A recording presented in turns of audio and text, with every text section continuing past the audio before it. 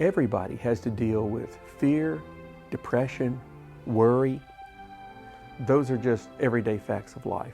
For some people, more than others. It depends on your life circumstances and how your mind is wired.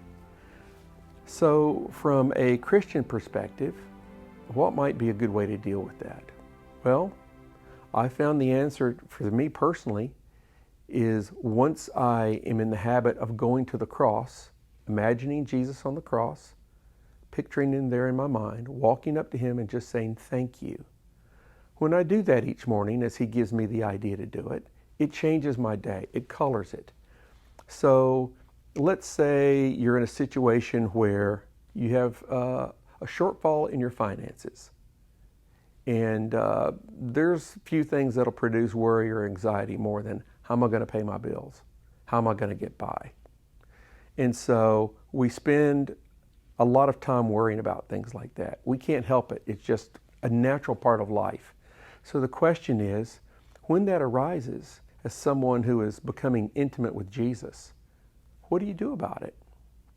Well, I find that when I start worrying, an interesting thing happens now that I'm in the habit of going to the cross.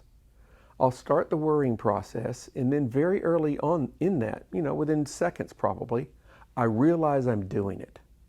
Most of the time, we start worrying or getting immersed in fear, and we don't even realize we're doing it until we're far down the tracks. But I found that Jesus lets me know soon, very early into that thought process, seconds. And so once I realize I'm doing it, then Jesus puts in an attitude in me that is not concerned about finances. The problem's still there. I'm just not concerned about it to the standpoint of worry. It's still an issue, but it's not a worry. So this new attitude presents itself, and I have a choice. Will I continue on with the worry, or will I embrace this new attitude in my mind that's just like, sometimes just take a deep breath.